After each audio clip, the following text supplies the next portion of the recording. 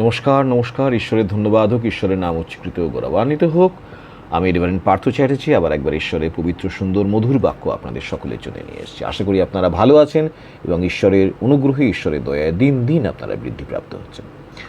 আজকে যে বিষয়টা নিয়ে আমি কথা বলবো বা বাইবেলের সঙ্গে কম্পেয়ার করব, সেই বিষয়টা আমাদের যে ইন্ডিয়ান এমব্লেম আছে, অর্থাৎ আমাদের যে ভারত রাষ্ট্রের যে প্রতীক চিহ্ন আছে, সেই ভারত রাষ্ট্রের প্রতীক চিহ্নে এই কথাটা লেখা থাকে। এটা একটা সংস্কৃত কথা। সংস্কৃত কথাটা কি না, সত্যমেবা জয়তে, সত্যমেবা জয়তে, অর্থাৎ যার মানে হলো ট্রুথ এলোন ট্রায়াম্পস, মানে শেষ পর্যন্ত সব সময় সত্যের জিত হয়, সত্য সবসময় জেতে, সত্য সবসময় জয়ী হয়। আর এই কথাটা আমাদের ইন্ডিয়ান রাষ্ট্রে, আমাদের ভারত রাষ্ট্রে আমরা খুব মেনে চলি, সরকারিভাবে স্বীকৃত কথা, এটা আমরা মেনে চলি এবং আমাদের যে ভারতীয় যে এমব্লেম, সেই এমব্লেমে এই কথাটা লেখা আছে, সত্যমেব জয়তে। এবারে এত সুন্দর একটা কথা, আর আমাদের পবিত্র বাইবেল এই কথাটাকে কভার করবে না, এই কথাটার উপরে আমাদের কিছু শেখাবে না, এমন তো হতে পারে না। তাই যখন পবিত্র বাইবেল আমরা যখন ঘাঁটি, তখন দেখি যে এই সত্যমেবা জয়তে, অর্থাৎ ট্রুথ এলোন ট্রায়াম্পস, একমাত্র সত্যেরই সবসময় জয় হয়, এই বিষয়ে বাইবেল কি বলেছে।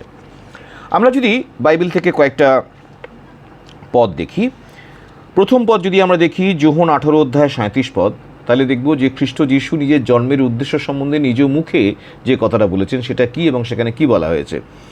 আমি এই জন্যেই জন্মগ্রহণ করিয়াছি ও এই জন্যে জগতে আসিয়াছি, যেন সত্যের পক্ষে সাক্ষ্য দিই। যে কেহ সত্যের, সে আমার রব শুনে। অর্থাৎ খ্রিস্ট বলেই দিয়েছেন যে তার জন্মের প্রধান কারণই হলো যে তিনি যেন সত্যের পক্ষে সাক্ষ্য দিতে পারেন। আর যে সত্যের পক্ষে, সে খ্রিস্টের পক্ষে। যে সত্যের পক্ষে, সে খ্রিস্টের কথা শোনে, সে খ্রিস্টের রব শোনে, উত্তম মেষপালকের রব শোনে, তার পিছু পিছু যায়।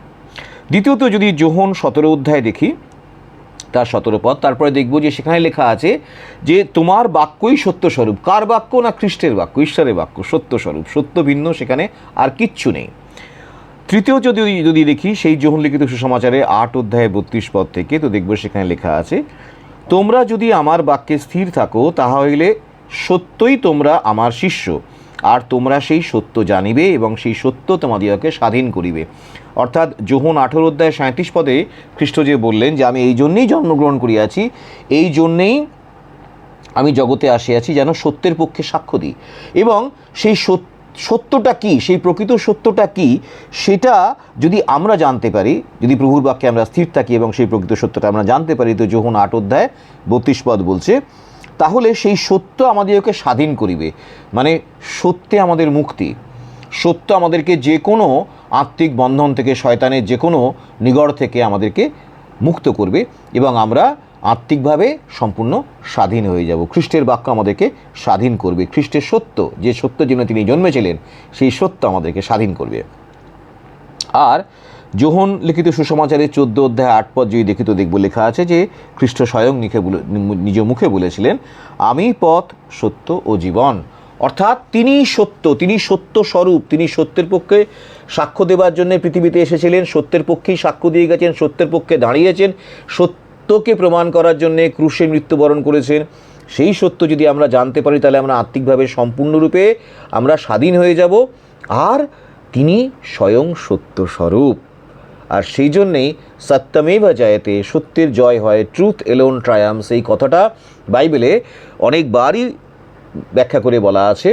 এবং খ্রিস্ট নিজের জীবনকে সত্যের সঙ্গে তুলনা করেছেন। সত্যের জন্যে তিনি জগতে এসেছিলেন, সত্যের জন্যে তিনি প্রাণ দিয়ে গেছেন ক্রুশে, সত্যের জন্যেই তিনি আবার দ্বিতীয় আগমন করবেন।